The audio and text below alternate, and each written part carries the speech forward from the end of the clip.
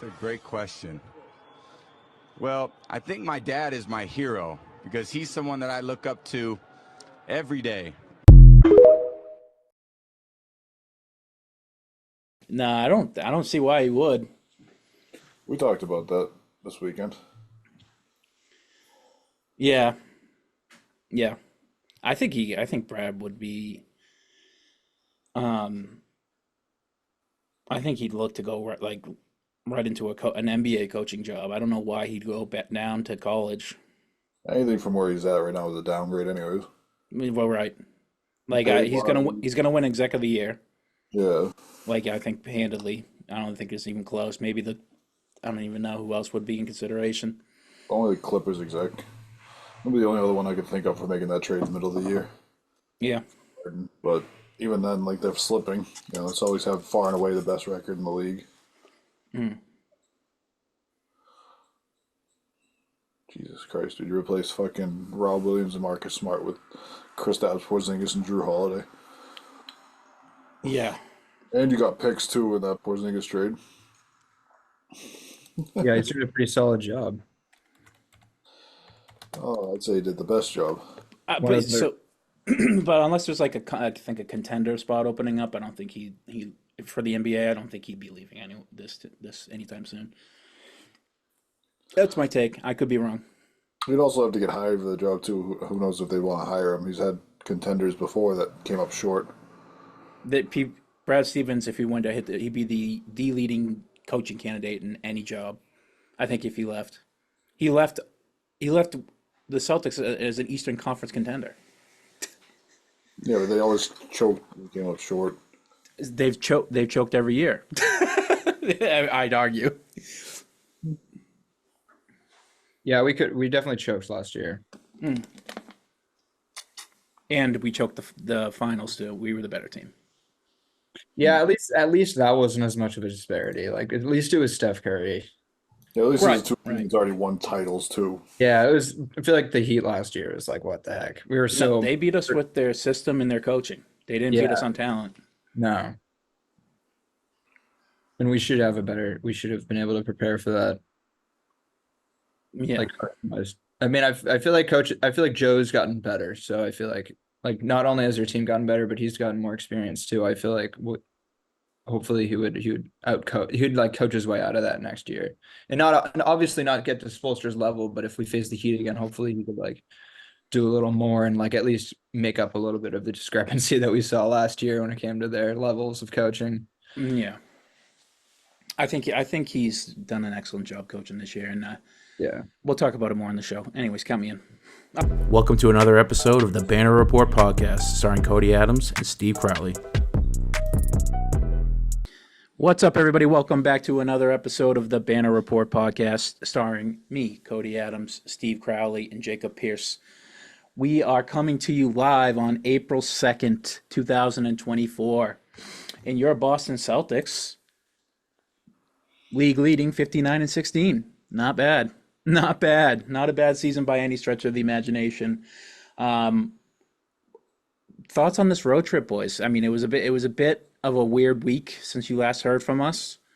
Lost to the Hawks twice, beat the Bulls, beat the Pelicans, and then beat the Hornets. I mean, is that not really much to talk about in those games? I mean, as Steve was just talking about, the Celtics are just in a mode, I think, this past few weeks to just try shit out. Just let them play. Don't throw any of your, like Keep something up your trick sleeve. plays. Yeah, like yeah, exactly. Keep your cards close to your chest. Unless I'm wrong. What do you guys think? I was just That's definitely what they're doing. I think. yeah. Like Any even takeaways in we saw the particular? end of that Hawks game. Like they didn't make any adjustments. They said, "All right, we're going to get film on Kristaps Porzingis running a switch," and we let DeJounte Murray score 3 straight times in overtime. Like we already got it locked up. We don't care about this game anyways. Yeah, the zombie Hawks, as they're calling them. Jesus Christ, Yeah. that game pissed me off so much until I started realizing that they were just getting film on shit. Yeah, Like we care so much more about these games than the Celtics do. especially Definitely, when you yeah. have money on them. I told you not to take them to cover anything for the next for the rest of the year. I know. I just couldn't. I saw that 17-point cover against the Hornets, and I couldn't resist, and they almost fucking did it, but still. No, I feel like this was like, yeah, it was a pretty annoying stretch, but the the Celtics, I think are doing the good math right now on what they actually need to win. Because if you look at the standings, like I guess we had those back-to-back losses, but we still won 3 of the 5. And then Especially against a team that matters. in the other teams, it's in like the East, the other teams in the East, the only team, I mean, like the Sixers could rise a lot, but they're still way out of the way. Like we're still 11 and a half up on the Bucks, even though we went 3 out of those 5s. Like we kind of were below average, but they were too. And like the Cavs are 14 back. It's like kind of nuts. The difference didn't like shrink because we lost back to back, which is surprising. I think. Yeah. Before we went on the road trip, we were 11 games ahead of the Bucks in the loss column and 6 games ahead of the Thunder in the loss column.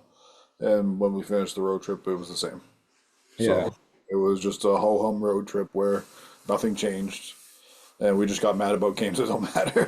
Yeah, DeJounte Murray decided to have the game of his career. His 44 shots on. his vintage Kobe Bryant performance. That's the who's the quarterback that got LASIK that was playing for the James Winston, 30 for 30 season, 30 picks, 30 touchdowns. 5,000 yards. DeJounte Murray, that was what he did to us the other night. Yeah. I mean, geez, there's so many. There's not really much to talk about. I mean, the Hawks, I guess, is something I want to focus in on a little bit and just sort of take it, maybe pick your brain a little bit. What did the Hawks do this offseason, you think? And we all know the answer to this. What is it? Just ship Trae Young out because we've seen what they are with Trae Young for the last couple of years, and it wasn't good. And you've seen what they've done with just DeJounte Murray this year, and it's worked out great. And you can get a haul for Trae Young. There's teams out there that'll pay for him. Yeah. I mean, it's not as easy as we're making it out to seem. I mean, that is their best player by any stretch of the imagination. I think DeJounte Murray is their best player. I've think so? seen the way that the team has won with DeJounte Murray compared to with Trae Young. I mean, Trae Young's going to get you some more points, but he's also going to turn the ball over more, and he's a negative on defense. And DeJounte Murray's been a net positive on defense when he wants to play. He also has a dog aspect to his game where he's not gonna he's talking shit to the bench the whole time. He's playing the Celtics, every time he's hitting the shot. You can't say Trae Young doesn't do that. No, Trae Young definitely does do that, but I just feel like DeJounte's translates more on defense. Yeah. It's not really Trae Young's fault. 2 of those dogs, they only really need 1. Like they don't work as well together as they could. I think because they both want to be like the man. When you think about a big 3, what do you think DeJounte is? Is he a 1? He's not. Is he a 1? Is he a 2 or is he a 3? Like, He's probably, if you want to put like a real big 3 together, he's probably your 2 or your 3, but he's your setup man, though. He's not the play finisher, he's the play starter. That doesn't mean that he's your number 1 overall, though. what is Trae Young? A 1, a 2, or a 3? Probably about the same, but you're going to get the net negative on defense, though. But you're going to get a lot higher Both guard. consistency in offense. Huh? It's just that they're both like kind of the same position, very similar position too. That kind of hurts too. If he could be like a 2 with like a superstar big, and it'd probably be amazing. I think DeJounte Murray, for what it's worth, my opinion, is a very high tier 3. I think Trae can be a middle to above average good 2 at his best. That's even with the defense being we've what seen it him is. in the playoffs. Like we've seen him like carry teams in the playoffs. To the Eastern Conference Finals. I mean, we've seen him do that. And so yeah, I can see it. So For this Hawks team, how it's built, I think that DeJounte is probably better for him, though. biggest bang for your buck too. You're getting a lot more for Trae. And if you're the Spurs, I'm the first person on the line. Oof, that'd be crazy. The I law, was- man. I was just actually came up with one in my head is what if you trade Memphis for Marcus Smart and a couple other pieces, Trae, and Ja. and Triple J. You're Steve, small. maybe Steven Adams. No, Steven Adams got traded from He's them. on the Rockets, yeah. Or Yeah, maybe the Lakers try to do that to make LeBron happy. Ooh, a little. I don't hate that. I think LeBron would hate that after about a week and a half of watching Trae Young not play defense. Yeah, but he already has a point guard who doesn't play defense. Maybe it could fix him. Who knows? Is he? They're getting essentially a better D'Angelo, uh, um, Russell. Russell. Yeah.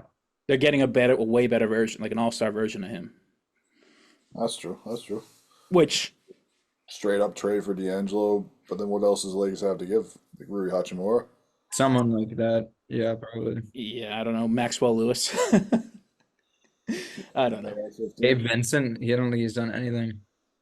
Um, the the Pelicans game was interesting. That was a neck and neck game. Me and Steve were hanging out and we were watching it on my phone the first half and it was close. And then we came in on the second half and it just I think Jaylen Brown just locked up Zion and it was game over from there. Like the Celtics just coasted to an easy win after that against for what it's worth, a decent team in the West. Like so, definitely a definite playoff team. But I think a team that people have a lot of high hopes for. Now that was without Brandon Ingram and all that, but still, I don't know. I think that sort of lessened the blow of the last two, the back-to-back losses, and then the Hornets game. I mean, come on, That was just the most boring game I've ever seen in my life. besides seeing Grant Williams out there. The starter Hauser. Yeah. At the start, Jalen's got that sprained hand too. Oh yeah, That's, dude, this guy with his hand. it's always the left hand too. Oh, the one he has the worst time with. I think no, actually, it might have been his right hand if I remember correctly from watching. Yeah, him. I think it was a shooting hand he cut Yeah, he cut that one time, and then he in the landed playoffs on last year. Pelicans game and played through it. Yeah, and But he's been our best player since the break, so it sucks to see him get dinged up. But I mean, we don't need to see him. we don't need anybody for the rest of the year. yeah, we're We have good. the one seed already locked up in the East, and if we beat Oklahoma City tomorrow night, then we have the one seed locked up overall. And it's unfortunate because with the new rules, you can't sit anybody for the Bucks game. It's a nationally broadcast game. Oh shit. Which if I'm the Celtics, I'm just taking the fine and I'm putting out all my bench. I'm gonna say, Jason Tatum stubbed his toe on the walk to the plane this morning, and Al Horford has an old man syndrome, and Kristaps Porzingis woke up with a headache this morning. Everybody's getting Like Kristaps. So Tatum can probably play though, but definitely say Kristaps the rest of the year, or like half of the games at least. Yeah, Oh, I mean, I don't want any of them playing for the rest of the games if we beat Oklahoma City. Like, there's no point. and that's another thing. We were up 30, and this is what Coley Mick was saying. Like, when we go up 30, let's not like keep the starters in, where it's only going to look bad if the team comes back. Put in the bench players because they're always going to stay locked in and try and like play defensively. And also, you're up 30. Like, no need to really keep anybody else in to just fucking lollygag around. You executed, like you went through your emotions, you executed, you showed what you could do. Yeah, You don't need it. You just treat it like a glorified practice. And Yeah. just put the bench guys in to finish it out. I mean, granted, that would have been a long time playing for those bench guys, though, because that was like 10 minutes left in the second. And you're playing for the rest of the game, and these guys are used to playing like 10 minutes total. yeah, but I mean, well, that's what I kind of want to see from here on out to the playoffs, and that's probably what we will see. But I mean, Tatum, his March, 28.4 points, 7.5 boards, 5 assists on 47% from the field, 45.9% from three, and 86.5% from the stripe. All that whole humming in March and, bad losses or whatever you want to say, he's still putting up pretty good numbers, I'd say. Borderline MVP numbers. Good old Tatum for you. I don't remember him having a crazy big game either, which is wild. Because like usually, if you have like really big numbers for a month like that, you had like 2 or 3 like 40-point games or whatever. Yeah. But it's every night. He's like, all right, I'm 28. I'm gonna sleepwalk my way into 28, 30 points. 7, 8 rebounds, 5, 6 assists every night. Just sleepwalking his way through it. Yeah, and I think we just sort of noticed that starting last season, like the consistent floor of his play is always going to be that from here on out. If not only going up, yeah. It's like he's reached a level of ability that the stars achieve, that like the LeBrons, the Jokic's. Not that he'll hit those peaks, but the floor will always be high with him, and that's a guy you want to. That's a true number one player right there. Despite what people say on TikTok and Twitter, him not being a number one star, which is insane to me. Despite what the Lucas Stan accounts and whatever those crazy Twitter accounts are. It's absurd, man. Darius Garland Muse over here thinks that Jason Tatum is not Darius Garland's going to get traded off his own team. Well, Donovan Mitchell's probably going to get traded. You don't want to be there. The Cavs are weird too. Yeah, they're an interesting spot though. Like if I try and keep Donovan and get rid of Garland, you can't have both. Can you trade Donovan Mitchell for Trae Young? I wouldn't even want. I don't even know. I just would maybe get a wing. I don't even know what I would do. They'd be way too small with Trey too. That's already their issue, kind of. Yeah, they can't make up the difference with Evan Mobley. Huh? Yeah. So their front court is so big with Jared Allen, Evan Mobley, and whatever wing you want to put out there. The guard play doesn't really matter how small they are, I don't think. Well, it does. I mean, I think it does. They need a big who can score consistently, and they don't really have that. Evan Mobley has not been that. And they don't have fucking Max Strus is their best wing. Like Defensively, Isaac Okoro. Well, I would argue Dean Wade is their best wing. I watched him touch God in the fourth quarter. Only when he plays the Celtics. Yeah, he definitely seems like one of the top 5 players in the league based on that game. I'd like them to like maybe not that the Knicks would ever accept this. I'd like to see them maybe get a guy like Julius Randle. You know, just a guy who's like sort of like a wing big guy who can score the ball consistently at a high clip. Do you think that if the Knicks come up short this year and they get blown out in the first round or something like that, do you think that they blow it up? No. They have the excuse that they're the most injury-ridden team. I mean, if they're fully healthy, like if Randall's back, if OG's back, Brunson's there, and they get blown out and they're swept in the first round or something like that, like do you think they blow it up? Still no, in the sense that they can chalk that up to not having enough time altogether. Although I did see Anunoby's price tag this off season. Who the hell is going to pay that? Somebody's going to pay that. A 3-and-D guy like that, somebody's going to pay that. But he never plays. Yeah, it was like near 40 million a year. That's nuts. He never plays. Yeah, that's the price tag now, though. Like we all looked at Jaylen Brown's price tag before this, after the postseason last year, where he couldn't dribble his left hand, and he got absolutely mollywopped by the Heat in Game 7 when he was the number one option, and we went, "What the fuck?" We knew, but like he got the bag. Yeah, but I mean, the difference between the two is that one has been playing at a really high level for a lot more games than the other, and 3-and-D is a valuable talent. And I'm not saying OG Anunoby shouldn't get this deal. I just don't think any contender is going to pay him that for 40 games he's played this year. Not even. Has he even played? He's been out since like January 27th. Yeah, he's been out forever.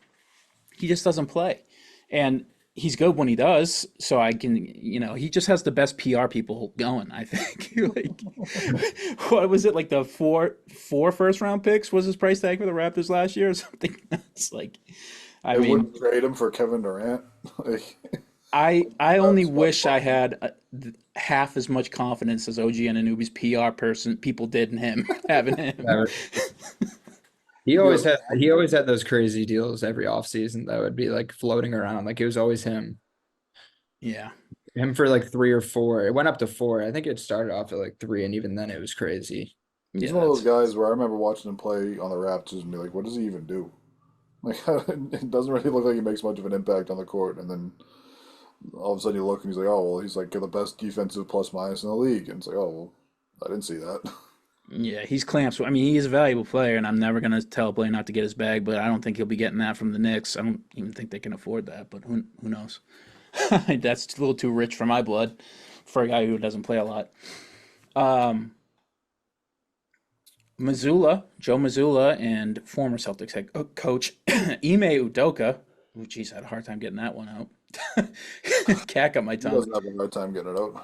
Yeah, I know. Cat got my tongue saying former Celtics coach Ime. Coaches of the month, the Rockets, man. What a story for them.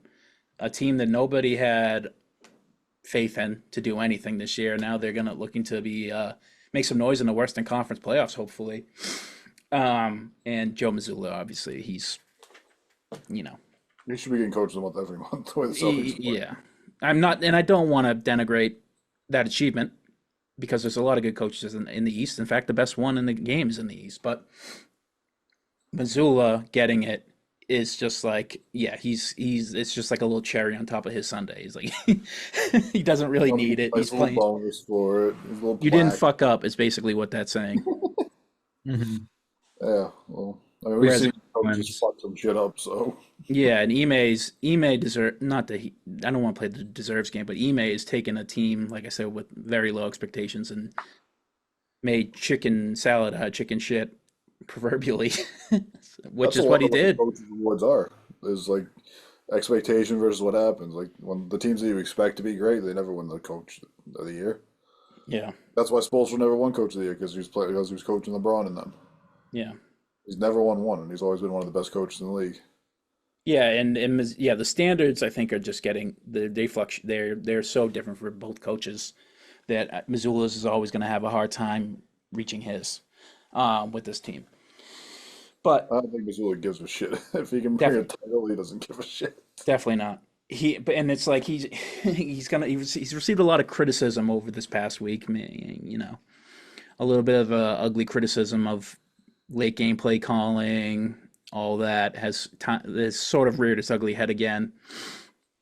But we were talking about this before the show. He's hiding his cards. Like he's trying shit out, which is actually something that he's supposed to do, and I appreciate doing now when in games that don't matter, getting ready for the playoffs and all that. So I think Missoula is just doing exactly what he's supposed to do. He's the youngest coach in the league, so good for him. He's doing a great job, I think. Yeah. I'd I argue hope, he's I hope he calls timeouts in the playoffs when we need him. That's when that's when we'll really we'll see what happens in the playoffs. That's when Yeah, he's obviously good enough to coach this team in the regular season, and he's done good. He's not like shown like a lot of reasons to doubt him, but we'll just have to see yeah. to finally stamp him as our next like wicked like great coach for the future if he puts a good effort in this offseason. The first time he draws up a game-winning play at the end of a game in the playoffs coming up, I think I'll just flush all the bad criticism I ever said about him, redact everything from the old podcast. But that is a big but. It has to happen first. Who knows? Maybe he'll just coach us so well we never have to be in that position. True. I'll I'm take fine with that that too. Yeah. Well, everybody out by 20 all year. I'm cool. If we go 16-4 like the Nuggets did last year, there's no because I feel like Mike didn't have to do much in the playoffs. Yeah. And we were another guy, Brad Stevens. You want to talk about him, executive of the year? Well, I put down that he's probably the greatest of all time executive. I mean, if you look at like the coaches that he's hired in the last 2 years. Yeah, seriously. I mean, he's got Ime took a team to the finals. Now he's winning coach of the month with a team that was a lottery projected team before the season, and now they're fighting for a playoff spot. And you got Missoula obviously coaching the shit out of the Celtics, and then Brad bringing in Porzingis and Drew. Was Will Hardy one of his guys? Will Hardy coached with Brad Stevens. I think Will Hardy was on the coaching staff forever. Oh, okay. Yeah. I think we lost him like around when Brad like left. But yeah, I think he was just in Brad's coaching tree like while he was a coach. Yeah. Which there you go. He's a really good coach too because he coached up Will Hardy, who's now coaching the Jazz. Mm-hmm. Yeah, that's right. Which is an unfortunate position for Will Hardy to be in, but he's getting wins with a team that's not good at all. I can't name 3 players on.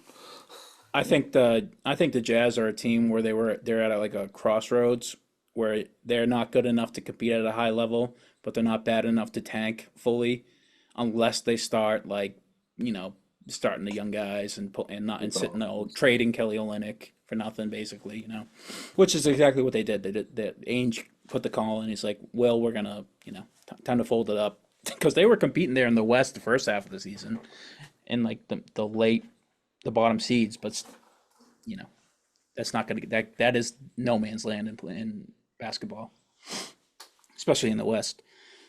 But yeah, I mean, anything else you want to talk about with the Celtics in the past week? Nothing really. Look Boring. ahead. We can look ahead a little bit.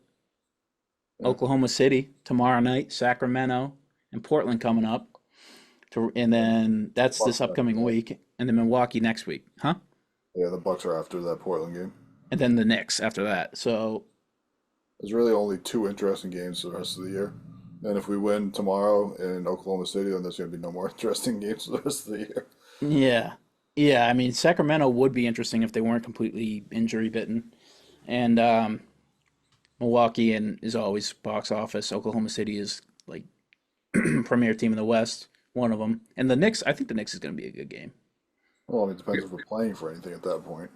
Isn't Yeah, that like yeah. the third to last game of the year? Like, I don't think anybody's even going to be playing. We're gonna play for the record of not losing at home to an East team. Yeah. Yeah, I think the bench guys are going to be fighting really hard for that while the starters are in street clothes. Hopefully, Yeah, they I will be. You I said have that faith. jokingly. I think they will. This I have some bench faith in them. fights. This bench could probably be a starting, could have a better record than some starting teams They're certainly better than the Wizards. or the Yeah. Pistons. All right, let's speaking of looking ahead, looking like the first round matchups, us against the Sixers, Jacob's favorite team. They could be. They definitely could. Yeah, I don't even. They're so weird right now with the Embiid rumors. Like it's kind of tough to read that team right now. He's coming back tonight. Oh yeah, yeah. I just mean like rumors and like how actually like how good he's gonna look because it was just Yeah. so all of a sudden. I don't know. Yeah. I wonder if he'll be restricted a lot. I mean, he definitely will be. We usually hear like a week in advance of like the plan, so it's just pretty like rattling. They said he was Yeah. doing 5-on-5 activities and like actual basketball activities, and then nobody knew about it. Like it just came out today that he's doing it for the last week. It's like, what are you hiding shit for, Sixers? You're not going to make any noise in the playoffs, anyways. Yeah, that's another thing. Like even with Embiid coming back, let's say he is 100%. Let's just grant him that, even though it's unlikely he will be. Are you worried? No, still the Sixers. How many games? He didn't even play that much. Like I feel like their flow might be fucked up too. Even if he's 100%, they won't have like 100% flow. Like we've had a whole season of this team. Yeah, I think we probably take him in 5, 4. 6 at the most. Even fully healthy and beat, I still take us at 4. 4. Interesting. You're notoriously high on them though, the Celtics. Yeah, I mean that's weird. It's like I'm biased. I know, but like like I I'm feel a- like It's like whatever I'm a you third of a say, Celtics podcast. I don't know. whatever you say, the amount of games is, you should like add 1 or 2 to that. I think is what actually happened. We're Yeah, going- they'll find a way to mess the game up probably. Steve, you gotta admit that. That's probably it. We might have a crazy game, and then we might just leave Maxi in the corner open for a game winner because that's what the fucking Celtics do because they like to make things difficult. No. Tyrese Maxey playing against him is going to be so annoying. I already guarantee it. I feel like Embiid never kills us himself. When he does well, we win usually. It'll be like Maxi that gets like 50 and we lose that game. Like Harden last year. Like Mhm.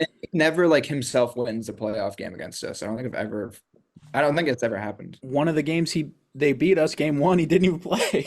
Yeah, exactly. Like Embiid like does really well. He'll have good averages, but like Harden was the one like both like with the losses last year that really felt like he had all the daggers. hmm Yeah. I mean, it's either the Sixers or the Heat, so I can tell you who I'd rather see out of those two. Line them up and roll them down. I don't know who they- Yeah, that's what Trill was saying on the show, like on his show, like come on, man, like you guys are the number 1 seed in the East. You've been the best team in the league all year. Like, why are you scared to play any of it? It's a little bit of PTSD. I mean, I just don't. Whenever I see the Heat lining up, man, I mean, both teams are 500 in playoffs against each other in this era. So we're both I mean, 7-7. We have to be very fair to the Heat too. They beat us in the playoffs last year. We're a better team, but we can't be like we did lose to them in the playoffs last year. So Yeah. we have to be real with that fact and really take it seriously if we face them. Definitely.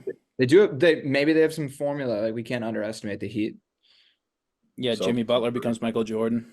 Like we could win in 4 games and that'd be so awesome. But I just wanna when I look at the Heat, I look at them with like rage. I just want to destroy them. Celtics in 3.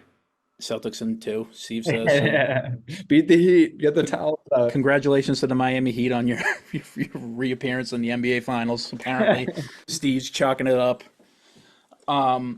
Yeah. So that's a little far. We got some games in between now and then. So maybe looking ahead to the playoffs is not really a fruitful endeavor for us right now. But we're gonna do it anyways for this guy, and even more of a projection. Wembanyama, could he become the greatest of all time when he retires? This is a Steve topic, I can tell.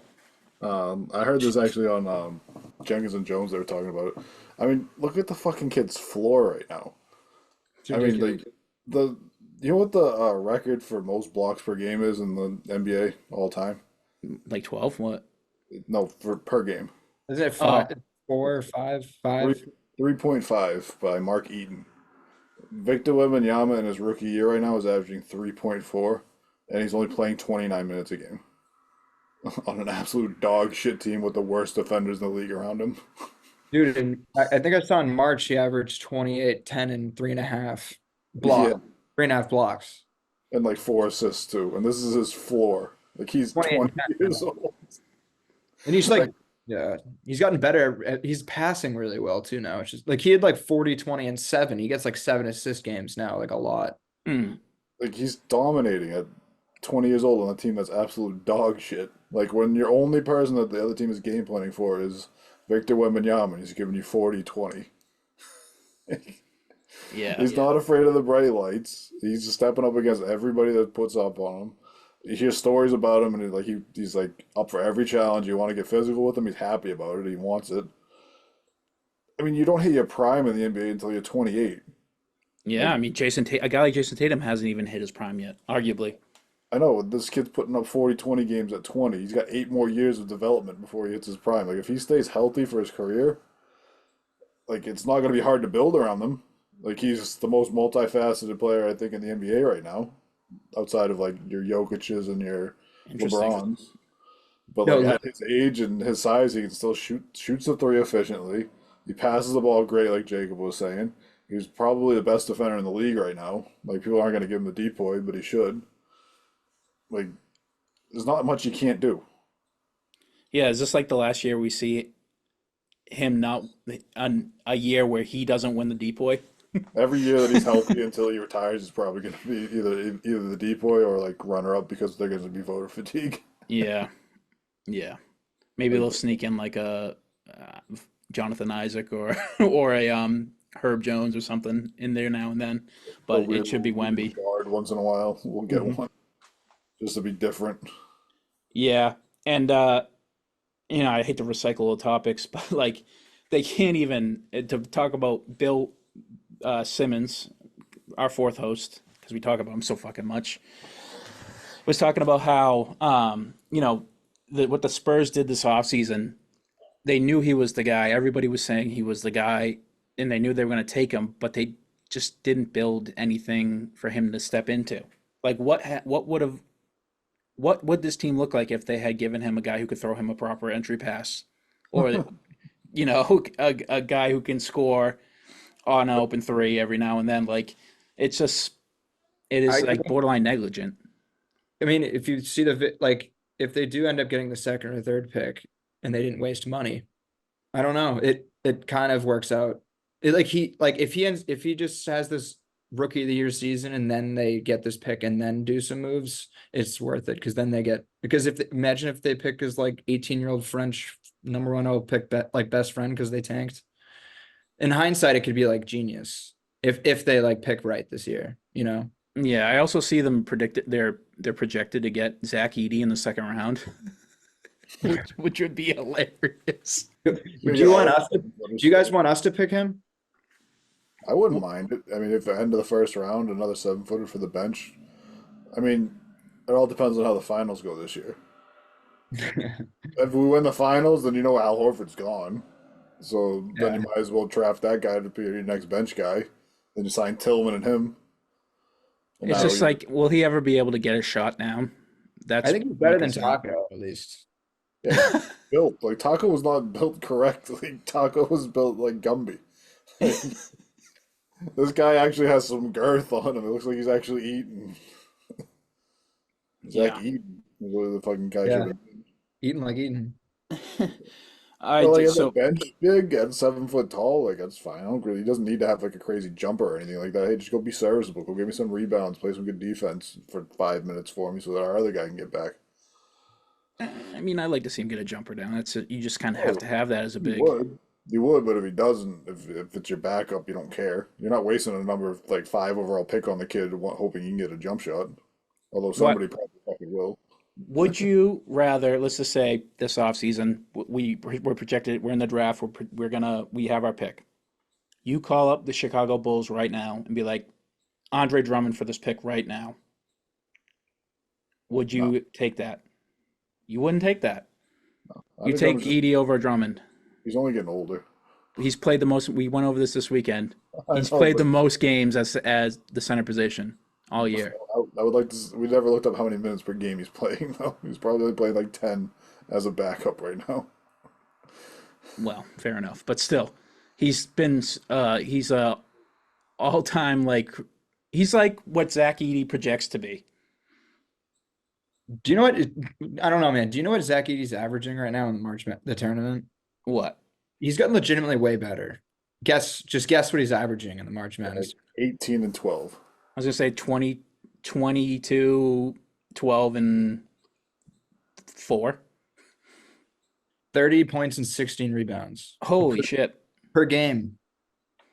He Is he beat really? in the Sweet 16, he had 40 and 16. Oh shit. Yeah, I haven't watched any of the men's. I've He's actually gonna only watched the women's. So he's gonna win back-to-back College Player of the Year. I think I feel like Drummond teams don't even want to sign him. I'll take Edey.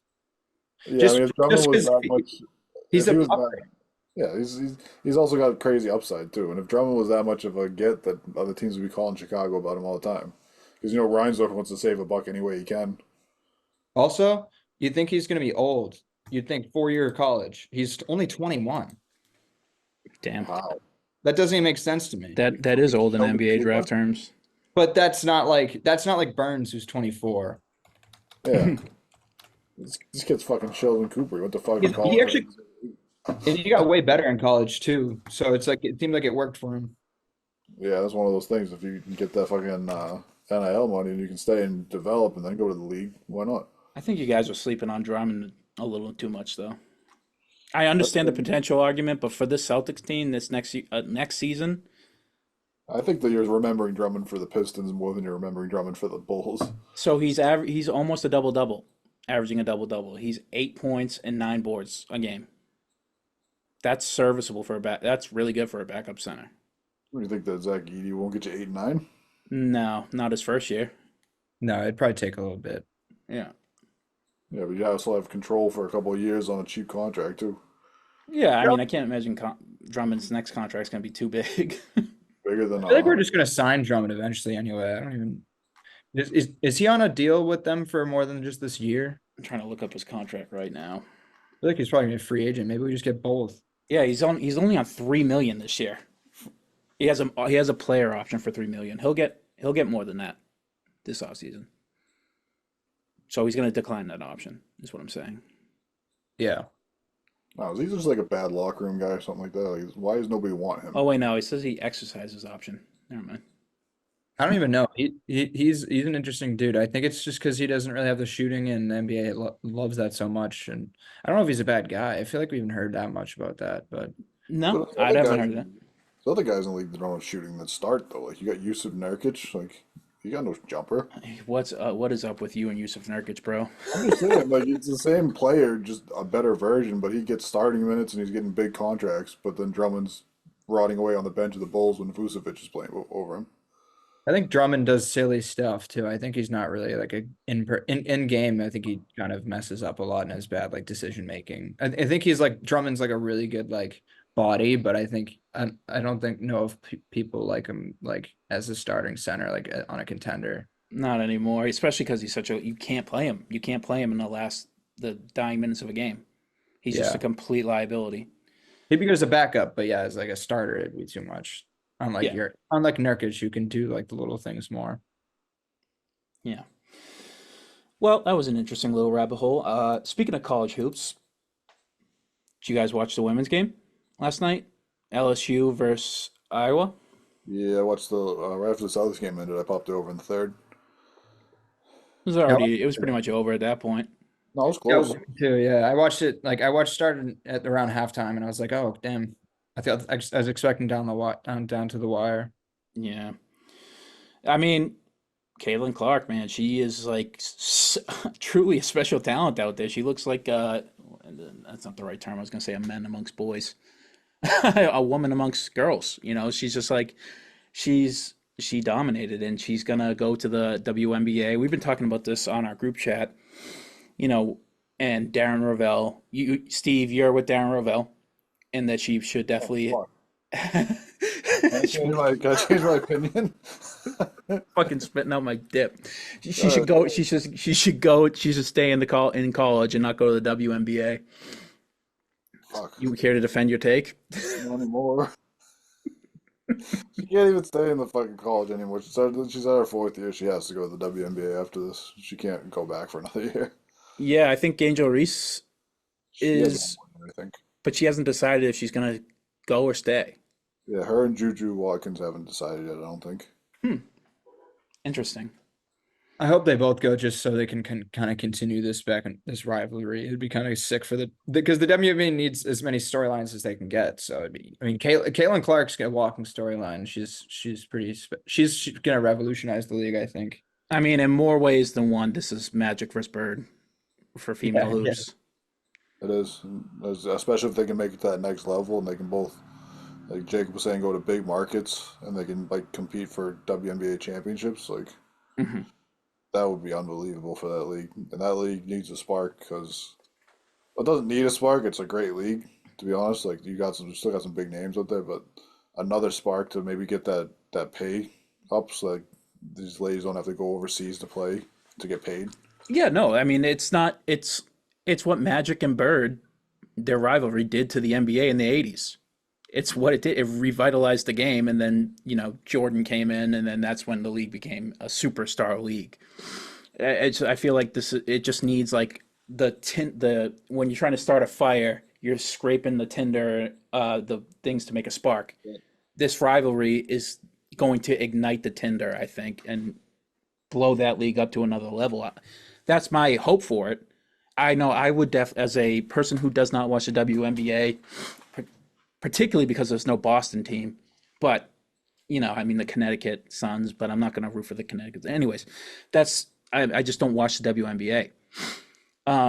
I would definitely watch. That's like a box office matchup. Angel Reese versus Caitlin Clark. I'd watch that over. I watched that over the South part of the Celtics game. So, you know, if they're gonna get my eyeballs, I can only speak to myself. People like me, if I think they would go and make the transition to watch the WNBA on a regular basis to see those two play, if and when they go. So it's exciting if you're a WNBA fan. It's exciting if you're not. I mean, If you're a it's hoop just good fan, ball. Yeah, More like, more ball out there. I'll take it. yeah. we love it. I was Exactly. yeah, I was it was a pleasure to watch. It honestly because I obviously just watch predominantly NBA. It's just felt like a nice little like it's a nice bonus treat to watch. It's like it's unexpected good game to like fun game to watch. Mhm. That's what the women's tournament's been honestly every time. Because like sometimes the regular like the men's tournament will have like a blowout, so I'll just switch it over. It's like, oh sweet. Yeah, The men's tournament was fun for like the first 2 days. UConn went on a 30-0 run against the team for the men's tournament. That's so stupid. They said it was like 50 minutes of real time between times that the other team scored. Like, Jesus. like it just at some point it's just like it's not fun. But this next crop of women coming into the WNBA is just unbelievable with the names coming out of college. Yeah. I mean, Paige Becker, you got Juju Watkins, Watkins. you got Flo J, Angela Reese. Jay, Angel Reese, Caitlin Clark, you got Haley Van, whatever her name. What's her last name? Haley Van, whatever her name is. I want to say Haley Van Zith, but that's I think it's way- lit. I think it's Van lit. Lith. Van Leaf, yeah. Yeah, she's good too. All the girls from South Carolina. I don't know their names, but they're all going to come up. Like it's gonna be a really great crop of talent going into the league, and I hope that at this point, like if with this NIL deal and people staying in college longer, they might have to expand the WNBA. Oh, I love that. Add a team to Now you're Boston. gonna have an excess of talent coming out of college for not that many teams Interesting. because these girls are gonna stay and get paid, and they're gonna get better and better and better, and they're gonna be a finished product coming out of school, and there's not gonna be enough room on these teams for all of them.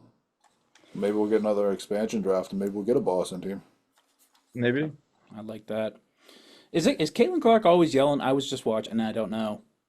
Is Caitlin Clark yelling at her dad every game? Like she's always looks like she's yelling at somebody in the crowd, but I think it's to her dad.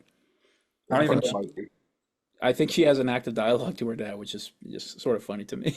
There was that first round game. They were blowing a team up by like fucking 20, and she was getting pissed and like she was slamming the ball off Red because she's a psycho, Mhm. like all the best way kind of a psycho, Yeah, like a Jordan-esque. psycho.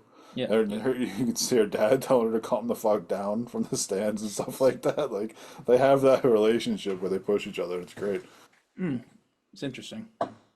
On the actually on the guy side though, there is one game I'm excited for. I don't know. UConn, like you were saying, UConn is just like too good that it's just like what the especially against Alabama, they're probably just gonna destroy them. I'm not even gonna look at UConn. I'll probably watch it in a different game instead. But the Purdue versus NC State will be fun. The DJ Burns dude versus Oh yeah. DJ Burns versus ED dude is gonna be a spectacle, dude. Oh, that's gonna be a drop step tutorial. Like Let the big dogs eat, baby. Dude. And I think I honestly DJ, the thing about DJ that's scary is that he gets in foul trouble, and that's like Edie's thing is that he's like the refs don't know what to do with him because he's 300 pounds in college, so everyone's just like we cannot not foul him. So I fear for the fouling for Burns, but Burns actually has a weapon, like his arsenal of like he's all about like touch on the outside of the paint. Like he doesn't really only finish near the hoop. Like he can kind of hit like outside J's and jumpers and stuff. So I think he could actually give Edie fits. he's got a nice little push shot from outside the paint. He's got that little like Marcus All used to do it on the short roll where you catch it, kind of put a kind of little push shot floater kind of thing. Hmm. He's nice. It's gonna be interesting. I mean, if anybody can guard this Edie kid without fouling, it's DJ because he probably outweighs him by about 50 pounds. No, he supposedly only weighs 280 pounds. Okay, I weigh 200 fucking I 80. know, I know, I Jesus know. Christ, dude. Like, there's no way that's 280 pounds. Like, Jesus. He's gonna just stand his ground on him, and that actually might be a good matchup. The biggest guys in the tournament, probably. I think that's I don't have to investigate too much. I'll just probably say that. Oh, that doesn't have to do with I think much. that's a safe assumption. A lot of Steve, studying to figure out that one. Steve, can you name more than two players in the men's tournament? Oh, I couldn't even name two players until GJ Burns came up and all those highlights came out of him beating the brakes off of people. And then Zach Edey, we talked about on the last one. I can't name anybody on UConn. I just know they're blowing everybody's doors off. That's all I That's know. I haven't very watched a second of college basketball for men's. I've watched more women's. that's The very women's funny. game is so much farther ahead of the men's game right now because of the one and dones for the men. Yeah, I mean, this is like a really bad draft class for the men. There's no real compelling storylines. I mean, besides Zach Edey, maybe the redemption tour for him, but the women's product has, in collegiate at least, has been compelling. A lot more compelling, a lot more so. I think it's going to continue to do that because of, like we talked about earlier, staying for 4 years. You can like get behind somebody and see how they got better and like root for them. Like all the guys in the NCAA and the men's side, they're all one and dones. Mm. Nobody sticks around for long enough for you to root for them or anything like that. It's almost like college football too, because they have like transfers and stuff, and because they stay 4 years, they kind of transfer around too. Like Yep. Van Lith wasn't even on LSU. I think she was in Louisville last year. I heard that on like the Coley from Coley and Trill. So I was like hearing that, I'm like, that's actually sick that they like they don't even stay long enough to transfer in the men's. And if they do, it's because they like are just fuck with the system that hard. Usually they don't like the top talent doesn't stay, so they're not like sought after and transferring around. That's kind of they like almost trade in college or free agency. It's pretty interesting. Yeah. And that's the Patriots quarterback next year, Bo Nix. Ugh, transferred from Auburn to Oregon, and Getting him? everybody here's, huh? Do you think we're getting Bo Nix? I hope not. I certainly hope not. Not. I'm sure he's a great. I listened to him on the Ryan Russillo podcast. Sounds like a great Oh, dude. I don't know about him. I listened to that one too. I don't know about him. Sounds like a great dude. I don't care about the all the God stuff, but it sounds very Mac Jones ish to me. That stuff kind of freaks me out a little bit when he says the devil's whispering in his ear. Satan. He says Satan. Satan's But yeah, whispering in his ear that about. That's what his doubts are. Is Satan whispering in his ear? It's like, Steve, okay, every one of your fucking favorite athletes believed in Jesus Christ and God. I hate to that's break it to you. fine. That's fine, but I don't think they all believe that Satan's whispering in their ear when they're doubting themselves. Yeah, Satan didn't make you lead the SEC in like interceptions when you were the quarterback for Auburn, dude. I hate to break Bad it to you. decision making, bud. Belichick's gonna have him seeing ghosts in practice. Well, Belichick himself will probably be a ghost in that practice. He's not the head coach Oh anymore. yeah, you're right. You're right, dude. It's Gerard Mayo, dude. That really just messes my head. Yeah, that's weird. Anyways, I'm not a huge fan of Bo Nix as the Patriots' next head quarterback, but you best believe that's probably who we're gonna get, or this is what it sounds like we're gonna get. So, PU. Speaking of, well, I guess he didn't transfer, but there's no real nice segue into this. But Kentucky legend Rajon Rondo retires finally. He hung him up after 16 NBA seasons, I believe. Obviously, famed Celtic. He made his bones here. He was, I don't know, was he the best point guard for the Celtics since like Dennis Johnson? Like I don't even like. He was the best modern point guard the Celtics had. Johnson Bad. only played 1 year, but I don't know. Huh? So Johnson only played 1 year here. Trying to Well, think. yeah. Yeah. I mean, like Isaiah Thomas had that peak. Like I don't know if Rondo actually got like fifth in MVP ever, but I mean, True that. But I mean, Rondo, but like in totality, yeah, I probably. That was after Rondo's career. Yeah, you're right, yeah. But yeah, in just in the 2000s in general, Rondo probably don't. We just didn't have that many point guards. Honestly, he was just our guy for a while. Yeah, He's always just a gonna go dog. down as the greatest point guard I've ever seen. Think so. I think so. You know, Steph Curry plays basketball, right? Shooting guard. Yeah, he's a shooting guard. Yeah, What's he got the record for? Shooting. he's a point guard. Anyways, he's the best Celtics point guard. Besides Drew Holiday and Derek White, of course. Yeah, Derek White's gonna surpass him. He's on his way. But favorite Rondo moments? Can you any of them pop off the top of your head? I mean, that crazy playoff game versus the Heat was so sick when he was like the 40-point triple double. Like that was. I mean, talk about like doing it when you need it too. Was he injured? Was that the one where he got injured and did the push-ups too? Which was the one I think it was against the Heat where he got like I think it knocked was. down and It was that series. I think. he was like doing the push-ups on the ground. That I remember watching that as a kid, and that hyped me up because even as an adult, I could probably do like 2 push-ups. But he was hurt and he was doing them. Dwayne Wade was ripping his arms out. Weirdly enough, one of my favorite Rondo memories was when he was on the Bulls against the Celtics in the playoffs. He was about to get us up out of here, man. That's nuts. The guy is such a dog. Even in his later career, I mean, 2-time champion. Let's look at his career stats here. When he was with him and it's actually funny. Him and Drew are the duo that upset the Trailblazers when there was the 6th seed and they swept the 3rd seed. It was Drew and Rondo together that put Dame and CJ in fucking hell, like hell. Like they clamped them to God. Like I think like Dame and CJ could not. They literally got swept. They were the 3rd seed. It was pretty nuts. Yeah, Rondo, that's crazy. Under the table played for a lot of teams. He played for them under the table. No, I'm just saying, like under the radar, I should say would be better. He played for a lot of teams. Yeah, I'm looking at his basketball reference. Hold on, let me do it. What kind of Played with Boogie Cousins in 2 different cities. He was also surprisingly good on the Kings still. He was so sick on the Kings with him.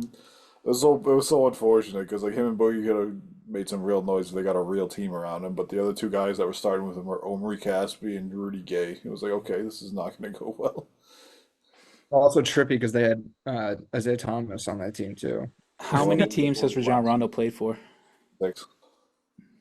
8. Oh, it's 9, isn't it? That's what it was. It was 9. He played for the Lakers twice, 2 different stints, but I'm I counting can name them all in order too. Let's hear him. Let's see if you can get them all in order. It was Celtics, and then he got traded to the Mavs, and then he went to the Kings, then he went to the Pelicans. Oh, he went somewhere between the Kings and the Pelicans. He played for the Lakers between? No, he played for the Lakers between. Come on, this is easy. I just said it. Oh yeah. I didn't even have it for a sec either. You didn't just say it then. You just said he played for the Lakers twice. Right before that, I said this team. I'm out. Bulls. Oh yeah, fucking Bulls.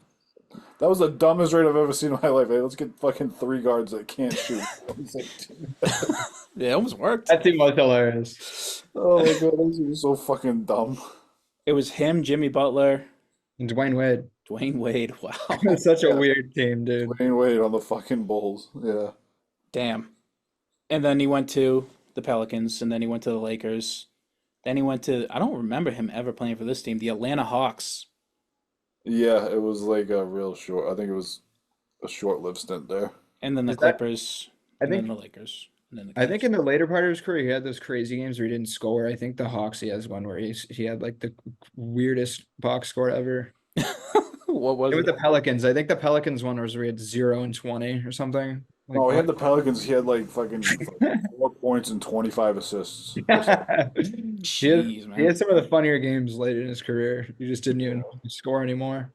Which, like, he's the one that made me fall in love with basketball because I never watched basketball when I was a kid. I just played. And, like, the last half of the year before we traded for Garnett and Allen, I started watching. I just remember watching him, like, he doesn't even fucking shoot the ball. But he would, like, control the game. And he would set up Perk for a dunk. And then he would set up Tony Allen for a jumper in the corner. And then he would, set up Pierce for a wide open jumper. And I was like, you can just control a whole game just by yourself. And that was just amazing to me. Like, even not shooting the ball. Yeah, You knew we found a way to impact every single game. absolutely. I mean, he was sort of the last era where the point guard couldn't shoot. You know, he's like the last of a dying breed. He came in right at the right time where you didn't have to be able to shoot the 3 ball as a smaller guy. But his defense of ability was one of the best aspects of his game, and he's the 1-time steal champ, 4-time all NBA all defensive team, 3-time assist champ. Like, just diming the ball out and clamping down. And he had those freakishly long arms, man. He was always plucking balls in the lanes and stuff. So I You know. remember one of my favorite memories was when Lynn Sanity was going on, and everybody's talking about how he's like the best guard in the East and all this, that, and the third because how great he was playing. And then they went into Boston and he just beat the brakes off of Jeremy Lin like twice in 1 week. He gave him like 30 and like 11 one game, and then he went into Madison Square Garden and like shut him down. I think he had like 6 points or something like that game, and Rondo had like 20 and like 8. damn, Rondo ended Linsanity. He was a sicko. Like he kind of had a little bit of Jordan mentality where he's like, all right, well, like you want to talk shit and say I'm not the best, like I'll show you. Yeah, he was a His- dog. His IQ is crazy too. Like that also set him apart. He was always like a brainiac. Like that was also his downfall too. He's almost too smart for his own damn good Too sometimes. smart for the Mavericks. Yeah. Smart But, mouth. Yeah, but like I said earlier to you guys that I want to send that podcast clip to the Celtics over and over again because he was laying out the blueprint for how. I mean, the Nuggets in general are a different beast than in 2020, but he was like talking about how you need to play Jokic to beat him, and I was like, Celtics, watch this over and over again. Yeah, definitely. And you know what's so funny? We're talking about his mind and you know him breaking down the Nuggets here. LeBron said it on his new podcast with JJ, Mind the Game, which is a great podcast, by the way. As if it wouldn't be with those two guys. Anyways, he was talking about the guy he expected to be the head coach, and he's shocked that he's not already one, is Rajon Rondo. Like, it's obviously because he's like, why doesn't he want? Because he doesn't want to do it. It's not because he can't do it. He definitely could do it. And I think yeah, he'd be a great. I'd love to see him pick up the clipboard and become a coach, and you know, especially see him get in the ass of one of the refs. You know, that would be nice. He might actually assault one of the refs at that Yeah. point. like you were saying, like from that podcast, like he's from anything I've heard from him, it seems like he just wants to coach his kids right now. That's it. Yeah, I He can't seems blame like him. he's so disinterested. He doesn't. It's a lot of I work. don't think he wants to deal with the NBA politics. I don't. He seems so tired of like anytime anyone brings it up, he's not even like, I don't know, probably not. He's like, no, I'm done. I'm done. Like I don't know. The NBA probably gets tiring, like the drama and all the politics and stuff. Especially with all Absolutely. the locker rooms that he's been in. I'm sure he probably remembers all the worst things from the Yeah, 9 different locker rooms he's been in and the 9 different planes that he's been on. Like, a lot of coaches. He's dealt with a lot of different teams. He doesn't want to. He doesn't want to restart like a team and be so responsible for it. He's like, I'm just going to coach my kids. think of the coaches that he's played under. He's played under George Karl. Doc. He played under Doc. He played under Carlisle, Carlo, yeah. Tibbs. Tibbs twice. Didn't he play for Tibbs on the Bulls too? That's what I was thinking. What were the Lakers coaches? And In the championship year was 2019-20 was Vogel. Yeah, Vogel, Yeah. another top coach. And then 22 was, who was the coach? Was it Tyronn Lue? No, Darvin Ham. No, it was Lou before him. And Lou left, I think. Right? No, Lou's been on the Clippers for a little, right? I think it might have been the year they fired Vogel and hired Darvin Ham. A bad idea too. That might have been the year. the team and you blame Vogel for it. Like, what the fuck are you doing? Who was the coach of the Pelicans? Oh, he might have played for Lue for the Clippers. Willie Green is, I believe.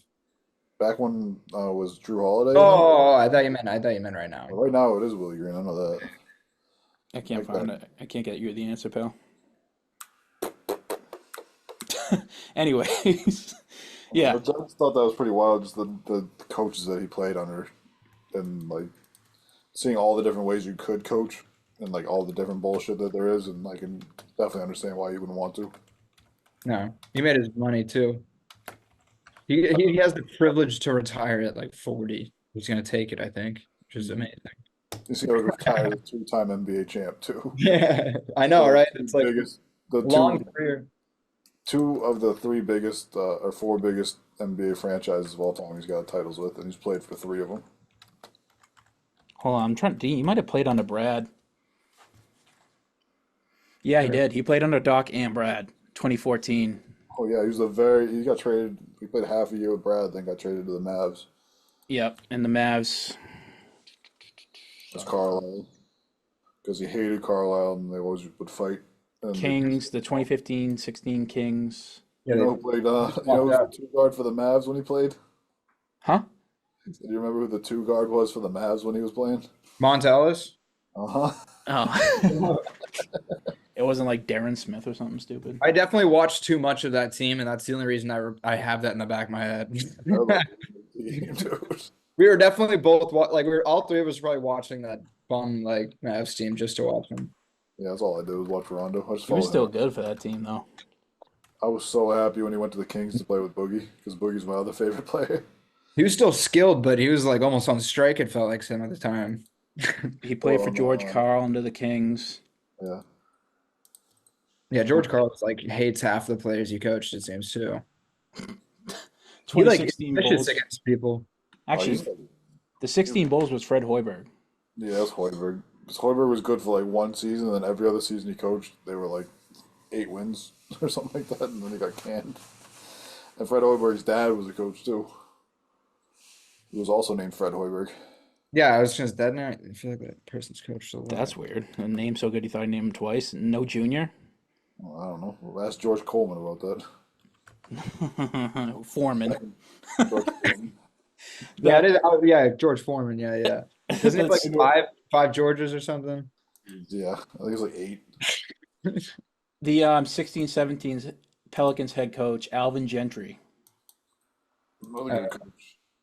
He's played on some really good They were coaches. 34 and 48 that year. What about the second year? Because another second year, no, Yeah, they made the playoffs one of the years. Yeah, the second year they flipped their record. They were 48 and 34. yeah, and that was the year that Boogie got hurt too. And AD He too. ended up getting hurt in the end of the year, and they really got bounced early. But if those 2 were healthy for the playoffs that year, I think they could have won a title. Yeah. I don't think anybody had an answer for that. No, they were both having an MVP year, respectively. for But both he's halves at of the year. 26, 12, and like 6 or something like that year. 27, 12, and 6. Yeah, Boogie's career is just sad in general. That's my guy. I fuck it. Me and Steve, we loved that dude. I mean, he's.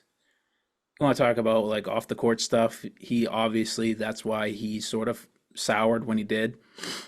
But man, as a player, that guy was like he was like proto Jokic almost. Like I feel like he's just an offensive all three phases of the game, just a weapon as a Yeah. big man.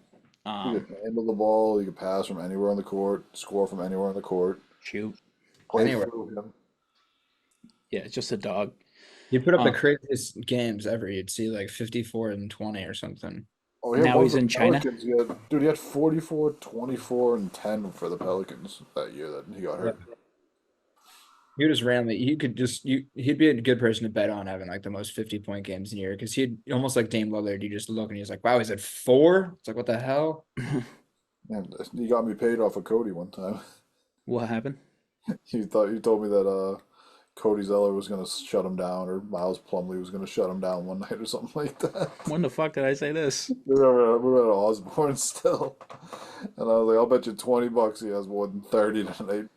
And you're like, "No way, he's gonna shut him down." And then he had a double nickel that night.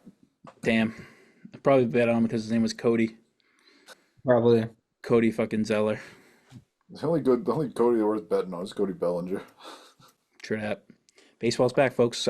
Red Sox are 3-2. Anyways, moving on here. Luka Doncic from one Mavericks point guard to the next. Can he solidify his MVP case if the Mavs finish strong here, coming down the stretch? I mean, he's getting a lot of help from Kyrie. Kyrie's pulling out one of his vintage Kyrie years, it would appear. Maybe his best year since he was on the Cavs. I mean, geez, man, that guy's he's hooping up. So, but Luka in March is averaging 32.5 points per game, 10 boards, and 10 assists, man. That's nuts. That's a fucking crazy stat line right there. 32.5, 10 and 10. That's down on points too. And his usual average is 34. He averages a flat 34 points per game. Yeah, and they're 12-0 in March with him playing. 5th in the West currently and 2 games behind the Clippers, who are on a downslide. He's really putting together a strong case, I think. I mean, the Mavs really seem to get their mojo back once Grant Williams left. Yeah, and they It's not love gas. playing bad either. That's the fucked up part is that they both like come out looking good and they both come out looking bad. Kind of a win-win. Yeah, for sure. That was like the rare win-win. Both the player gets his way and the team gets their way. I don't know. I mean, is it already locked up? Is Jokic's case already rock solid to the point where Luka has no chance, even if he has an unbelievable March and April? No, I think if he finishes like outerworldly and they like don't lose again, yeah. Because I mean that could happen. Like they're going kind of nuts with him in every game they play. But I don't know. If the thing is the Nuggets kind of are trying right now. I don't think the Nuggets are going to sleepwalk at the end to the end. I think unless I'm wrong and they're okay with not staggering the first seed, but Mm. Jokic might be trying, so it might be pretty tough. I think Jokic had a crazy game recently. I think he had like 30, 10, and 10. So I think Jokic is doing well too, which hurts Luka's case. I just want to look up both team This year's schedules. averaging 34, 9, and 9.8 assists. Say what? So Luka this year for the whole year is averaging 34, 9, and 9.8 assists. And what's Luka doing? I mean, Nikola doing? I think he's like 20. I want to say he's 28, 12, and like 9 or something like that. Yeah, it's no, it's 26, 12.3 and 9.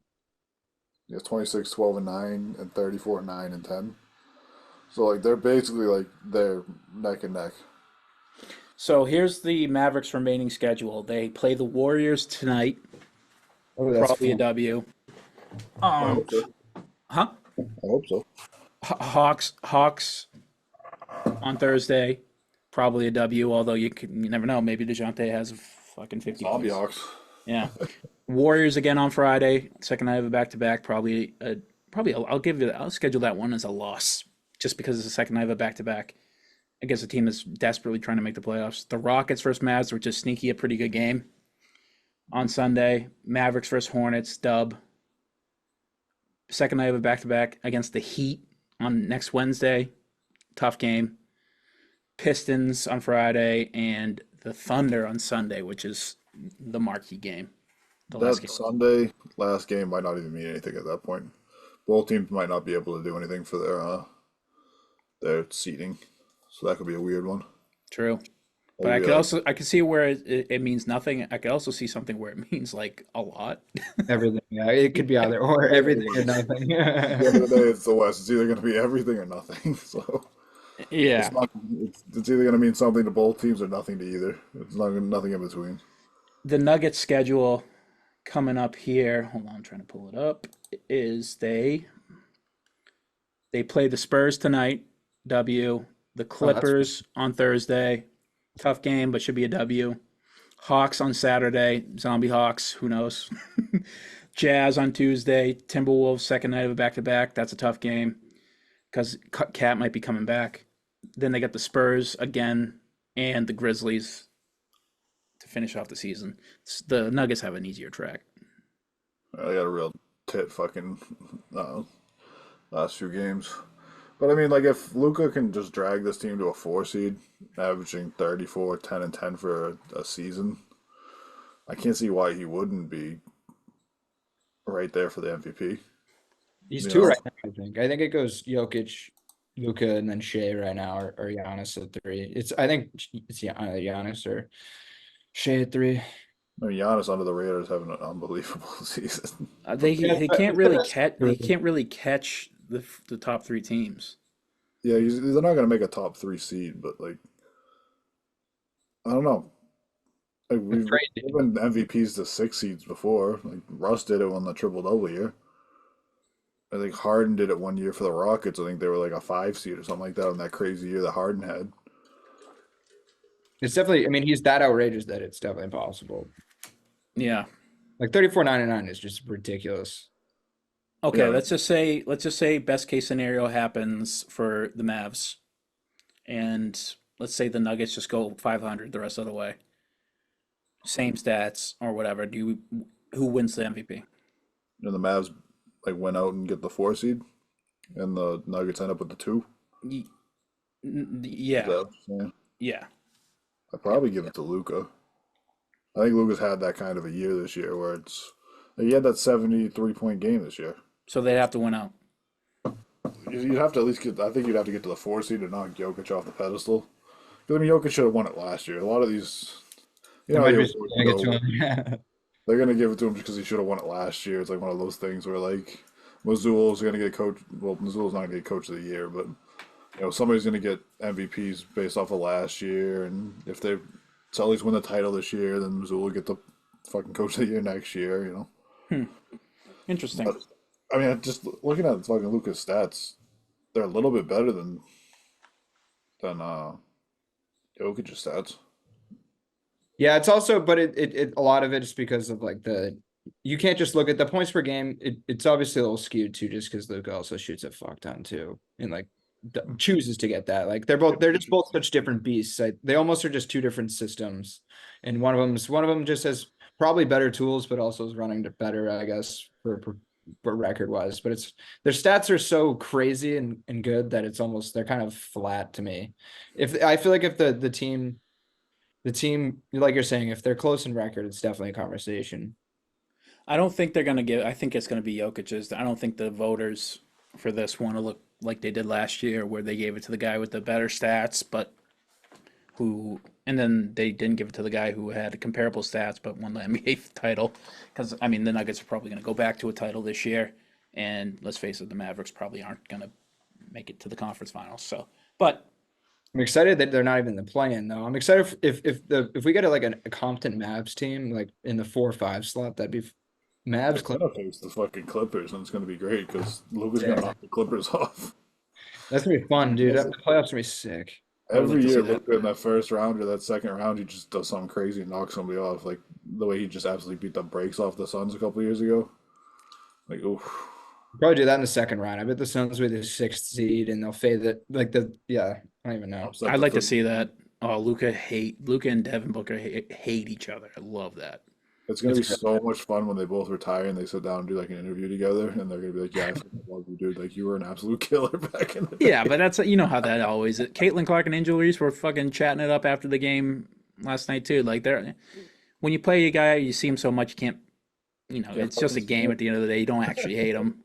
And for someone like Luca too, he's like Devin might care about more of the off the court like NBA culture stuff, but Luca's just here to play basketball. So you can't really hate Luca too much because you're just any trash talk is just so only basketball probably. Yeah, he's fucking great. I love Luca. Yeah, I like D Book too. I think they're both studs in their own right. Fucking both had A lot of seven. good players, boys. A lot of good players. Yeah, I mean, breaking takes here from us. The NBA has a lot of good players in it, guys. Like to watch them. Unbelievable. Tonight, I mean, you were saying those schedules. I heard Mavs, Luka versus Curry tonight, and then Jokic versus Wemby tonight. That's sick. Yeah, yep, that is a nice little evening. I'm definitely gonna be watching that over the fucking Red Sox Athletics at 9:40. I Yeah, tell you what. the Red Uh, Sox killed Uh, it today. is it time to change the name of the MVP award? to what? I don't know, because he called the most valuable player, like the most valuable player to their team would be Wembanyama. Like that team has like 3 wins without him. Like, Yeah, I guess so.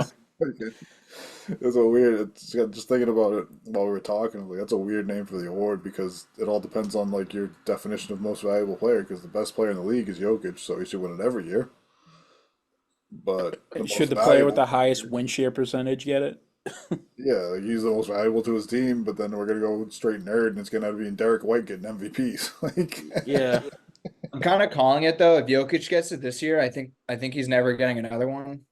And I don't even think that's his fault. And I think three is what they're going to cap him at though. And that's going to be an amazing career accolade, a part of his.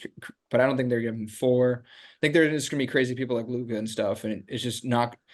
It's gonna be hard to give someone their fourth when there's all these freaks out here trying to get their first. yeah, and also like I don't think that Jokic is ever gonna care that much about stats. Like, go for it. But, like if he can get this third one this year, and like say if they make the finals but they don't win, like next year he's gonna be like, all right, cool. Well, I'm just not gonna average that many points because I'm just gonna score 25 points in the first fucking quarter of every game, and then the rest of the game I'm gonna have 13 assists, and then we're gonna stop playing at the halftime, and I'm gonna go back and hang on my horses every game. Dude, which is so crazy because three is so high too. Three is The number absurd. of guys with three is like unbelievably low. Like there's I, only like maybe like a half a dozen guys that have 3 or more MVPs. It's like Bird, Jordan, Magic, 7 people. 7. Yeah. You got it. Do you want to list all of them? I mean, I can try, but when we saw how well this went with Rondo shit, What's the question? how many have 3 or more MVPs? And it's Bird, Magic, Jordan, um, Russell? Russell. No, because they didn't have MVPs back Yeah, then, no wrestling. unless it's Wilt. Hmm. Oh, you Wilt, and then you got Oscar Robertson. Did you get a couple? Really? I thought he would have had a bunch. One of them's kind of hard to get. Two. Kareem, Yeah, he is the most. He has 6. 6 fucking MVPs. Oh That's so many. wait, no, I was wrong. Bill Russell's there. Yeah, Yeah, Bill Russell has fucking Yeah. Bill Russell and Wilt. five. Yeah. So Bill Russell, Bill Kareem, Bird, Jordan, Magic, and we got one more. Is Two it? more. Because it's actually 8. It's We got one Jerry, player is active right now. Did you say Jordan? LeBron. Yeah, LeBron. I Yeah. didn't think of LeBron. I forgot he got 3.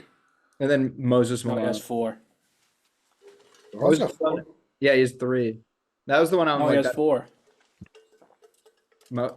Wait, Moses is 4? No, No. LeBron has 4. Oh. I forgot he had 4. Yeah. But yeah, it's a very short list. It'd be pretty absurd. He doesn't need to win anymore to solidify himself as a great, that's for sure. If he But got 3, then yeah, like if That's he gets crazy. 3, he's already a Hall of Famer, I think, with 2 MVPs and a Finals MVP with a title. I think we had this discussion not too long ago, Steve. What would when we were together, what would he have to do to put himself on like the pantheon of the NBA? Like top 10 all time. Top 10, top 3, 1. What would he have to do to become the greatest of all time? Jokic. Yeah. I mean, like, if you want to be the number one of all time, you got to have at least like 5, 6 rings. Like the two guys that we talk about being number one is Jordan and LeBron, and they both have 4 or 6 rings. So you got to be up there with them at least. Yeah. And I mean, LeBron has 4 rings and 4 MVPs. Jordan's got 6 rings and 3 MVPs. Right, but so I'm asking you, what But does he he would have to have do? to have at least like 3 or 4 more titles and Mhm. 3 more MVPs. 3 more MVPs? 2 or 3, depending on Let's how say many he wins it. titles. Let's say he wins it this year. So then he has 3, and if he's only gonna, if depends on how many titles he wins too. Because if he ends up with like 5 MVPs and like 3 titles, then like yeah, he'd probably be up there. But if he ends up with like 5 titles and 3 MVPs, he's still probably up there. So it'd have to be some kind of a combination of like utter You have to dominance. reach Like 8 somewhere. He has to reach 8 combined. yeah, yeah, that's the goal. It could be 4 and it could be 4 and 4. Maybe 4 and 4. It could be 5 and 3. You know, It's the good old 8 Stevie 8 rule. What what does the where great does he eight. rank right now for you guys both all time? It Off the top of my head, it's hard to think about the crazy, but he's with this if he just continues these stats, even with just 2 MVPs and like or like 3 MVPs and even just 1 title, it's kind of like not that many people even that do that. If he gets another I haven't title, seen a guy play like him like ever. No, he's so fun because of that, dude. I watch almost every Nuggets game just because watching him is like he's just like one of the more mesmerizing players. You just watch him the whole time, like literally, like Wemby right now. I don't even look at anyone on the team other than the Spurs. and there's not At least- really worth looking at on this. You don't like Devin Vassell? I feel like I neglect Jamal Murray. Dude, I neglect Jamal Murray. Jamal Murray's so sick out there, and I'm just watching Jokic still more.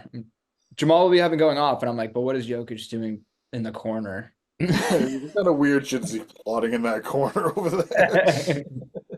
He's probably, I mean, his gravity is, it's like Steph Curry. People are like looking at him like, what the fuck is he doing? He's got a plan. I know he does. I can't leave him. Well, if he gets another title, say he gets a title this year, another MVP, then like he's probably top 20 all time, at least, maybe even top 15. I'd probably Yeah. actually put it top 15. But I mean that's just off the top of my head, not looking at anybody else's stats or anything like that, or looking at how much anybody else has. I'm not really a great historian with it, but if you have 3 MVPs and 2 titles, the list of guys who have done that's even shorter than the list of guys with 3 MVPs. You can't even say it's like the way he plays. It's not like his physical ability is not even an aspect of his game. He like his dominance, I think, would translate in any era of basketball. I mean, until they He might even then be put the more 3-point dominant line back in. the day. Huh? He might even been more dominant back in the 80s. I mean, seriously. He'd be like Larry Bird, but taller. I honestly, I love Jokic is great for us Celtics players because he proves Larry Bird would be good today. Facts. Honestly, facts. Has nothing to do with the fact that they're both white. Or unathletic. I honestly think Jokic watched this tape for like learning his shot form because they're pretty damn similar. It's pretty sweet. The fucking slingshot You're bullshit. so hot. You're so tall. Put it up and behind you. No one's touching same that. shit too. I want to see. I'm looking forward to seeing him versus Wemby tonight to see how he's going to try not to get blocked by Wemby. Yeah, Oh, that last was time gonna he be Like was fun. shooting like into the sky, like He did fucking push shots from outside the paint for the whole game last time. Ended up with like almost 30. dude. It was so graceful looking. It was like floating just above Wemby's fingertips, like every time. It was like, God damn It had it. to be so frustrating for Wemby. Like, that had to be the most frustrating thing ever. It's right there, but I just can't get it. It is fucking frustrating to watch, especially when he's cooking your team with it. It's like, why can't you fucking block that? Come on. And then he does some weird stuff, and then like you play amazing defense. Then he's just like, and then like Aaron Gordon just dunks it. Like he just like, oh, I was actually didn't even want to shoot that whole time. It was for Aaron Gordon. Screw you, your defense. I got bored of scoring. I wanted to do something. Yeah. Can't wait for the finals. Yeesh. It's gonna be a hell of a ride, guys. Anything else you want to talk about in the NBA? Sounds like we got some games to watch. Mm-hmm. Only thing if I could make one wish that would come true for the rest of my life, it would be that Wembanyama stays healthy for his whole career. I just want to see how fucking crazy this kid can get. Yeah, we're in unprecedented grounds with bigs. Is the big, my column, are the bigs making the comeback? A comeback? Guys, promise we can't talk about it afterwards, but that is all 3 of our next birthday wishes. Shake your hands. When you blow the candle, don't talk about it after, because then it's not going to come through. But next birthday, you got to wish on Wemby's health. You got the next birthday coming up, Jacob, so we're banking on you. Mm-hmm. You won't hear about it though. Oh. All right, y'all. This Wendy's I had is coming back up, so I think I have to go to the bathroom. Oh, ain't nothing better than a nice Wendy's shit. So, all right, a little story time. My girlfriend and I want to get Wendy's, and we go in there. She's like, I want to eat in the Wendy's. I'm like, that's a mistake in my head. But I was like, all right, whatever. It's what you want to do.